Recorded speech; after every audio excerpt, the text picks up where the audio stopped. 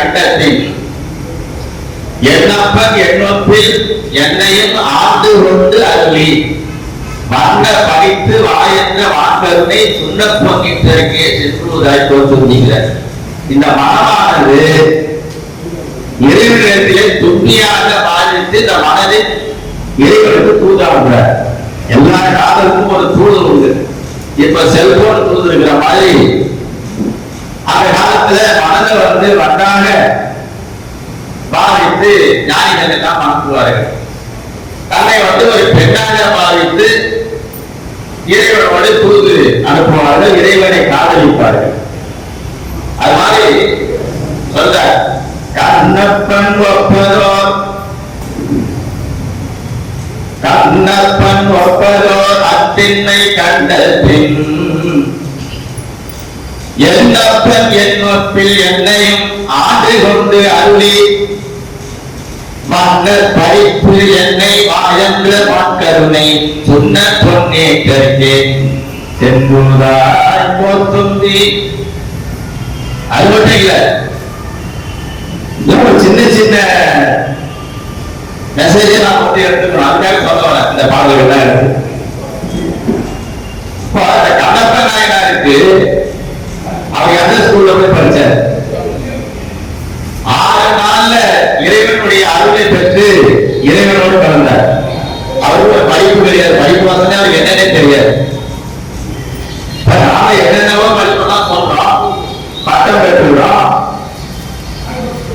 ஆனா ஞானிகளை நம்ம பார்த்தோம்னா இவர்கள் எல்லாம் எந்த கல்வியை கற்றார்கள், எங்க போய் இவர்கள் எல்லாம் பாடம் கற்றார்கள் அப்படின்னு நம்ம பார்க்க வேண்டியது. சேகர பெருமான் சொல்றாங்க, பேரில் இன்பம் பேரில் இதன்னே உண்டோ, பேரில் இதன்னே உண்டோ திராதிரு கண்ணில் வந்த ஊருகண்டு அஞ்சு தங்கன் இழந்து அப்ப உதவும் கையை ஏறுவதன் தவர் தங்கையால் பிடித்து கொண்டைய களத்தில் மாறிலா எட்டை என்று மண்ணும் பேர் ஆள் புரிந்தார் அப்படின்னு சொல்றாரு. அதாவது கண்ணப்பர் என்ன செய்தாரா, இந்த கண்ணை இழந்து கண்ணை எடுத்தார், இறைவனோடு சாப்பிட்டார் இல்லைங்களா? அப்ப சொல்றாரா, என்னுடைய வலது பக்கத்திலே அவருக்கு வலது பக்கம்னா பிள்ளைகளை வலது பக்கம் நிறுத்துவார், மனைவி இடது கூட இருப்பான், பிள்ளை வலது கூட இருப்பான். இத ஒரு சூதகமாக சேகரன் சொல்றாங்க. அதாவது வலத்தில் நின்றார் அப்படின்னா கண்ணப்பரை இறைவன் பிள்ளையாக ஏற்றுக்கொண்டார், இறைவன் ஏற்றுக்கொண்டான் அப்படிங்கிறது தான் இந்த பாட்டினுடைய பொருளாக இருக்கிறது. அப்ப இதெல்லாம் நம்ம எப்படி தெரிஞ்சுக்கிறது? அப்ப இந்த சின்ன சின்ன உயிரினங்கள் கூட மனிதர்கள் வரையிலும் இந்த செலஞ்சி இதெல்லாம் கூட சின்ன சின்ன உயிரினங்களாம் கூட இறைவனுடைய ஆசைப்பட்டதா நமக்கு குறிப்பிடுறாங்க. ஆனா அறிவுப்பட்ட மனிதனால ஒரு 1/2 மணி நேரம் தியானம் பண்ணுங்கன்னு சொன்னா எங்க சார் பண்ண முடியுது? அதுக்கு 1008 பிரச்சனை என்னென்னோ சாப்பிட்டு போக்கெல்லாம் சொல்றோம் நாம.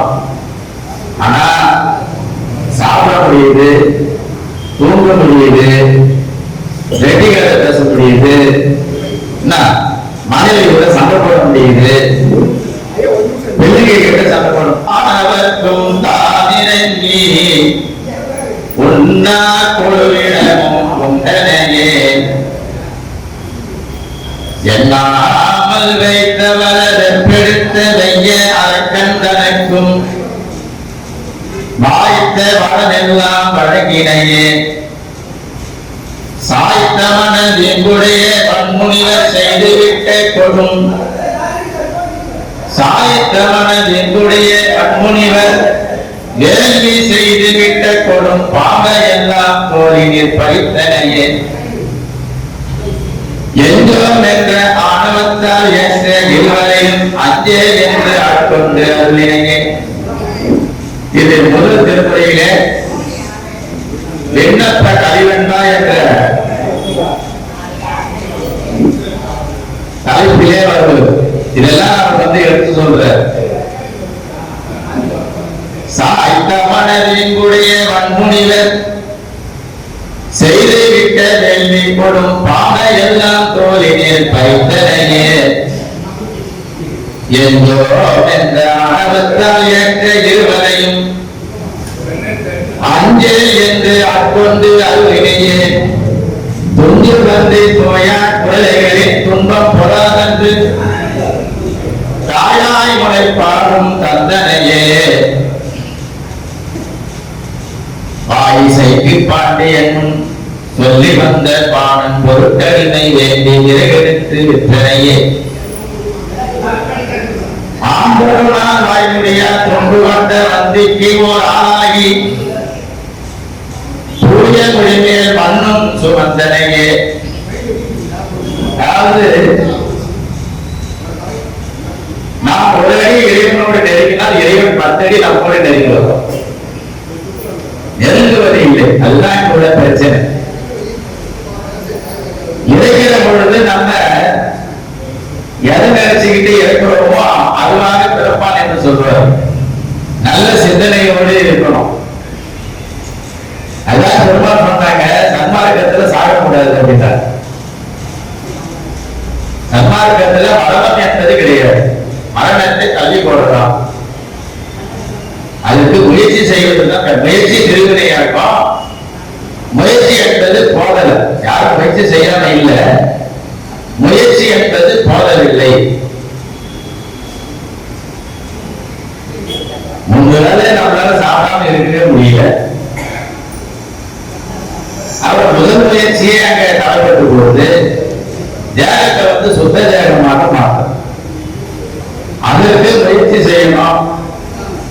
அந்த முயற்சி போதவில்லை என்பதுதான் வல்லல் பெருமான் நமக்கு சொல்லக்கூடிய கூட இருந்த அலுவலர்களை எல்லாம் சில நேரங்களிலே கடுமையாக கழித்திருக்கிறார். என்ன காரணம்? நான் சொல்லியதை என்னோடு இருப்பவர்களே கேட்கவில்லை அப்படின்னு உலகம் கேட்போம். அவர் எவ்வளவோ எடுத்து சொல்லி கூட அதை புரிந்து கொள்ளாத நிலையிலே இருந்ததனாலே பெருமானார் அவர்கள் பல இடங்களிலே கொஞ்சம் சிறந்திருக்கிறார்.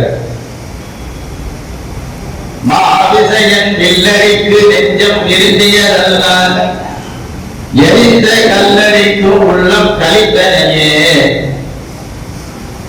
நாம் பெரிய எஞ்சோம் என்ற ஆணவத்தால் என்ற இருவரையும் அஞ்சேல் என்று ஆட்கொண்டு அருளினையே.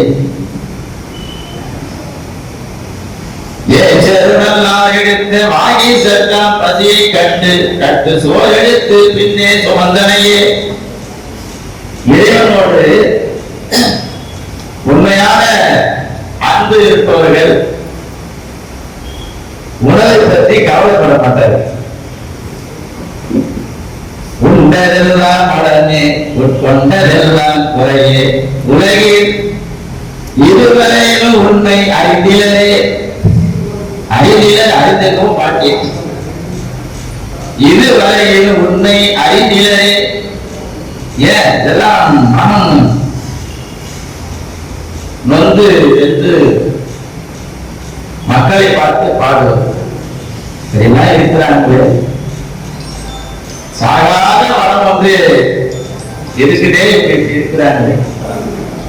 சார் ஒரு நாள் இருந்தா கண்ணு அடைக்குது, காது அடைக்குது, வாய் அடைக்குது, பேச முடியல, காலெல்லாம் சரக்கச்ச மாதிரி விழுந்து கால ஒரு நாள் இருந்ததுக்கு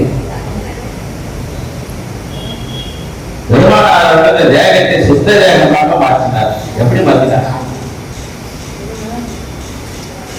இயற்கையோடு கலந்து வாழ்ந்தார்கள். அவர் தேகம் இயற்கை தேகமாக மாறியது. இதெல்லாம் ரொம்ப ஆழ்ந்து போனோம்னா ரொம்ப சிம்பிளான ஒரு செயல்முறை தான்.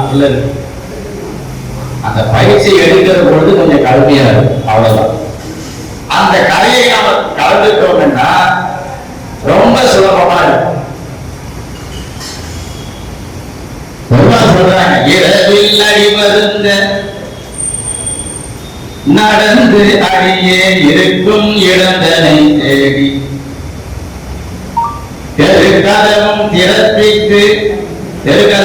வீட்டில் இருக்கும்போது குடிசையில் இருக்கும்போது திறக்கிற கதவு இல்லை. இது ஒரு நுண்ணிய கருத்து. கதவும் திறப்பித்து மகனே இதனை வாங்குகைய எனது கைதனிலே கொடுத்து உறைவிட இங்கு உரைய மகிழ்ந்து என திருவாய் மலர்ந்த உன்னுடைய பெருங்கருணைக்கு ஒட்டினை என் புகழ்வே. எனக்குள்ளே நீ வந்துட்டியே, அந்த ஆனந்தத்தை தாங்க முடியல. அழக அந்த உண்மையான இன்பம் உள்ளே நுழையுமானால் இந்த உலகம் நமக்கு தெரியாது. ஒரு ஆனந்தம் நம்ம மனசுல நிறைஞ்சதுன்னு வச்சுங்களேன். ஒரு சாதாரணமான ஒரு உதாரணம், ஏதோ ஒரு சிந்தனைகள் இருப்போம், நம்ம நண்பர் எதிரில் வருவாரு, அவர் எதிரில் தான் வருவாரு, நம்ம கட்டால தான் பார்க்கணும். அவர் கிட்ட வந்துட்டு என்ன பார்த்து பேசாம இருக்கிறேன், ஏதோ ஒரு யோசனையில இருக்கு. கண்கள் பார்க்குது, கண்ணுக்கு பார்வை உண்டு. பார்வை இருக்கிற கண்ணுக்கு எதிரிலே வந்து நிக்கிற நண்பன் தெரியலன்னா அவன் கண்ணு கொடுக்குறாங்க. அப்போ கண்கள் இருந்தும் சூடாக வாழணும்னா நாம இந்த உலகம் இயக்கம் மாயை இருப்பிலே இருக்கும். நம்மள கனவு கண்டிருக்கிறோம். நாம் இப்பொழுது நினைவுல இருக்கிறோமா கனவுல இருக்கிறோமா? நாம் எவ்வளவு கனவு கண்டு கொண்டிருக்கிறோம். இன்னும் நம்ம வெடிக்கல. வீழ்ச்சிட்டோம்னா இந்த உலகம் இருக்கின்ற கனவு மறந்து நம்முடைய நிலைமை கனவு காலம் நிலைமையாக கனவுடைய வாழ்ந்துகிட்டு மனைவி மக்கள் கனவு புருஷன் சொந்தக்காரன் நான் பெரிய பணக்காரன் நான் பெரிய தொழில் அப்படி என்கின்ற கனவு உலகிலே இப்பொழுது வாழ்த்துவது. இந்த கனவுல தெரிய சொல்றாரு.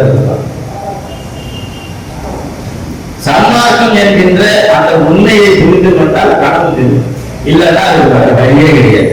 அது சொல்றாரு, திறப்பித்து மகனே என அழைத்து எனது கைதனிலே கொடுத்து உரைகிற இங்கு உரைகள் மகிழ்ந்து என திருவாய் மலர்ந்த உன்னுடைய பெருங்கருணைக்கு ஒப்பிலை என் புகழ்ந்து அறவிடையில் அசைந்தாட அம்பலத்தின் நடுவே ஆனந்த திருநலம் செய்து ஆட்டிருந்த அரசே. விதையை போட்டு அந்த விதையை நாம் மலர செய்து அதற்கு நீர் பாய்ச்சி அதற்கு காவல் புரிந்து அதன் பிறகுதான் நாம் அதனுடைய பலனை அனுபவிக்கும். இதுதான் முறை. கதவை திறந்து கொண்டு கொடுத்தாரா, என்ன கொடுத்தாருன்னு கேட்டா நம்ம என்னன்னு சொல்றது? பெருமானார் சொல்றாங்க, எனது கைதனிலே ஒன்று கொடுத்து அப்படின்னு ஒருத்தர் கேட்கல. சுவாமி இப்படி சொன்னாங்க அப்படின்னு என்னங்க புரியாது. அப்போ அதை புரிஞ்சுக்கணும்னா அந்த சன்மார்க்க வழியிலேயே நுழைந்து அந்த யோகங்களை எல்லாம் பயின்று அந்த கரையேறுகின்ற தருணத்தில் தான் அவர் என்ன கொடுத்தாருன்னு புரிய வரும். அதை போற போக்குன்னு சொல்லிட்டு போனோம்னா அதனால எந்த ஒரு பிரயோஜனமும் கிடையாது. பொன்னம் சிலையார் புறம் எரித்தார். என்ன புறம் எரித்தார்? அப்படி செஞ்சதை ஆதி புராதனன் முப்புறம் இறைத்தனன் என்பவர்கள் கூடர்கள். முப்புறம் ஆவது முப்பல காரியம், அப்புறம் எய்தனை யார் அறிவாரே. திருமண சொல்ற சிவபெருமா என்ன பண்ணாருன்னா, இந்த இரணிய கசிப்பு என்று சொல்வார்கள், அவங்களுடைய கோட்டைகள் எல்லாம் போய் பெருமான் ஒரு சிரிப்பு சிரிச்சு இல்லாத அடிச்சுட்டார் அப்படின்னு ஒரு கதை சொல்லுவார்கள். யார் சொல்வார்கள் என்றால் மூலர்கள் சொல்லுவார்கள் அப்படின்றார். இதை நான் சொல்லல, யார் யாருக்கு சட்டை கொடுக்கிறார். இருமூல சொல்ற முப்புறம் எரித்தனன் என்பவர்கள் மூலர்கள். முப்புறமாவது பதில் சொல்றாரு. முப்புறமாவது மும்மல காரியம், மூன்று மலங்கள் நாம் சொல்லி இந்த 3 மலங்களையும் சிவபெருமான் எரித்தார். எவ்வளவு அழகா நம்ம பெருமான் சொல்றார். பொன்னம் சிலையார் புறம் எரித்தார். எந்த புறத்தை எரித்தார்? 3 மலங்களையும் எரித்தார். பொன்னம் சிலையார் புறம் எரித்தார். பொழில் சூழ்வற்றி புண்ணியனார் முன்னஞ்சந்து முக்கண்ணனார் மூவர் அறியா முதல்வர். யார் அந்த மூவர்? பிரம்மா விஷ்ணு அவங்க கிடையாது. உடனே என்ன செய்யறது? சைவத்தில் இருக்கிறவங்க பிரம்ம காலத்துல விஷ்ணு காலத்துல அப்படின்னு சொல்லி ஒரு போடு போட்டு தாக்கி ஆட்சி வழியில் வந்து விட்டது. அவர்கள் எல்லாம் அவரோடு இருந்தவர்கள் தான்.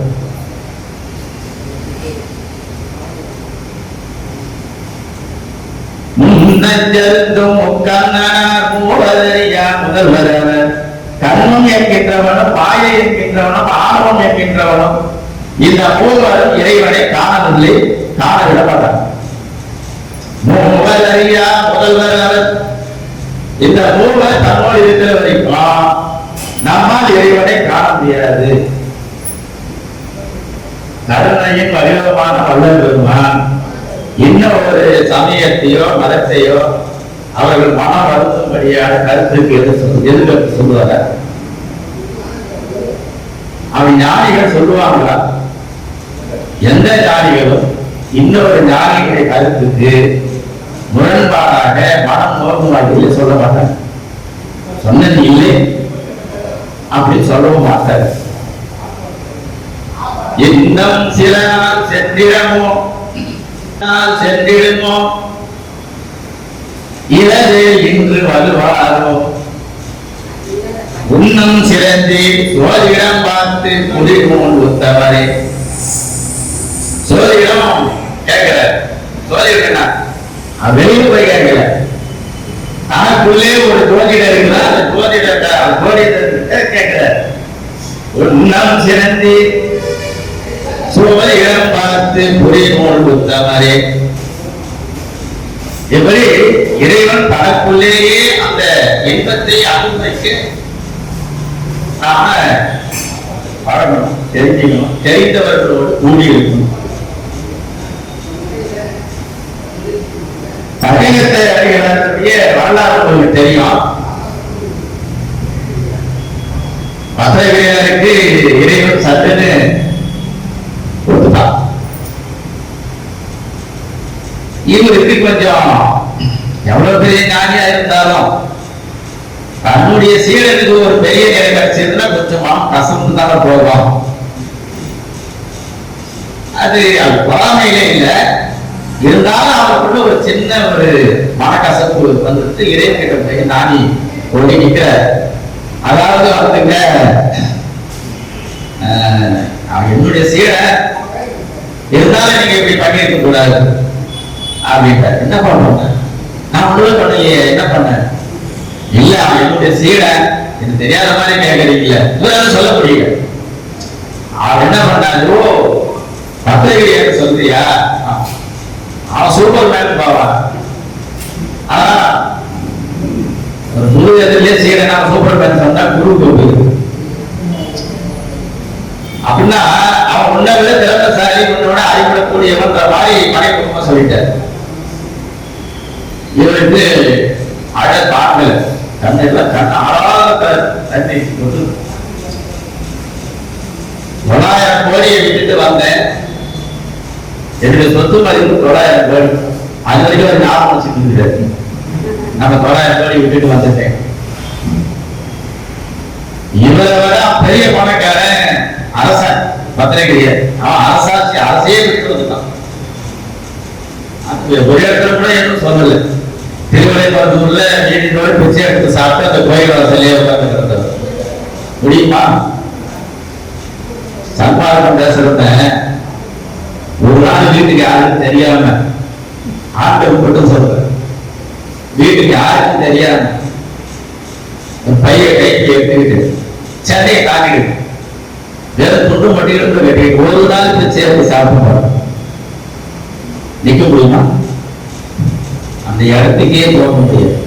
அப்போ தான் என்ற ஆர்வம் எப்பொழுது ஒழிகிறதோ அப்பதான் நம்ம சன்மார்க்கத்துக்குள்ளேயே இழக்க முடியாது.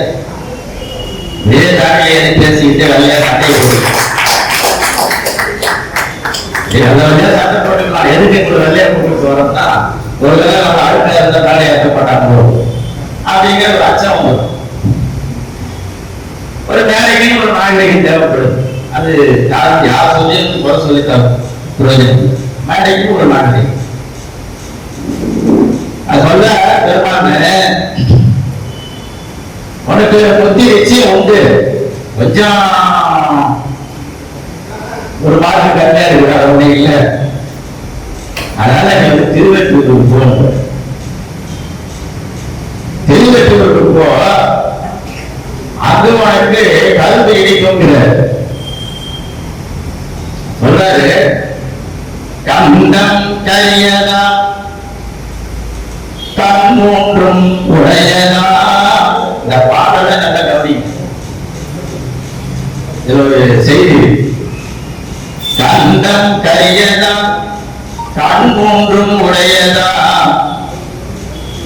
அண்டத்தை போலே அழகியதா தொண்டர் உடல் உருக தித்திக்கும் ஓங்கும் புகழ் பற்றி கடலவி நிற்கும் கரும்பு. என்ன ரகசியம் அப்படின்னா போயிட்டு இதுல என்ன ஒரு சூட்சம் அப்படின்னா கடலருகே நிற்கும் கருப்புன்னு சொன்னார். இல்ல என்ன சொல்லி சொன்னாரு, மத்தகிரியா என்ன நினைச்சான் அவருடைய நாவிலே நான் கருப்பு சார்பு போல் இருக்கேன். நீ என்னை நினைக்கிற பொழுது உன்னுடைய நாவிலே கருப்பு சார்பு போல் இனிப்பு வந்துதான்னு கேட்கிற. பட்டினத்தாருக்கு இடிக்கல நாள் இடிக்கவே இல்லை. நாட்டை சப்பு கட்டி பார்க்கிறாரு, நாட்டு இடிக்கல. ஆஹா கெட்டே நம்பிக்கிற கெட்டே நான் நம்பிக்கிற. அது சொல்றது எவ்வளவு அழகா நான் மணிவாசன் சொல்ற. பால் நினைந்து ஊட்டும் தாயினும் சால பறிந்து இப்பாரியே உடைய நிலை உருக்கி உள்ளொலி பெருக்கி உரிமை உருக்கி உள்ளொலி பெருக்கி உலத்திலா ஆனந்தனாய் சேரினை சொரிந்து புறம் புறம் திரிய செல்வனே சிவபெருமானே. புறம்னா அந்த வயிற்று வரும்.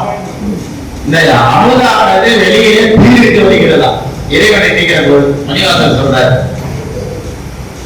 இறைவனை நான் நினைக்கிறேன், என் உடல் முழுக்க இருக்கக்கூடிய ரோமங்களிலே அந்த கண்கள் வழியாக இந்த ஆனந்த அமுதானது பீரிட்டு வெளியே வருகிறது. என்னால் அந்த இன்பத்தை தாழவே முடியலன்னு சொல்ற. உலப்பிலா ஆனந்தமாய் தேரினை சொரிந்து புறம் புறம் தெரிய செல்லனே சிவபெருமானே யார் உன்னை தொடர்ந்து சிக்கன பிடித்தேன் எங்கிருந்து அற்புதது. அது பட்டினத்தை நம்மால் என்ன ஒரு கதை கட்டுப்பாங்கன்னா, கடலோரம் போனா பேய்களுக்கு இனிக்கும்னு சொல்லி ஒரு கதை இருக்கு. பேய்களுக்கு என்றது புனைக்கதை, அது உண்மையாக எந்த காலத்திலையும் பேய்களுக்கு இனிக்கிறது. சாமி சொன்ன பேய்களுக்கு இறைவன் தான் பேய்கள். நினைந்து நினைந்து உணர்ந்து உணர்ந்து அன்பே நெகிழ்ந்து நெகிழ்ந்து ஊட்டேடும் கண்ணீர் அதனால் உடம்பு நனைந்து நனைந்து நன்மிதியே ஞான நடத்தரசே என் உரிமை நாயகனே என்று. எத்தனை பேருக்கு இந்த அனுபவம் வரும்? என் உரிமை நாயகனே, நீ எனக்கு மட்டும்தான் சொந்தம், வேற யாருக்கு சொந்தமே கிடையாது, நான் மட்டும்தான் மட்டும் உரிமையாளர். ஒரு நாள் அன்பு வந்ததுன்னா அது ரொம்ப இடத்துல கொடுக்கும்.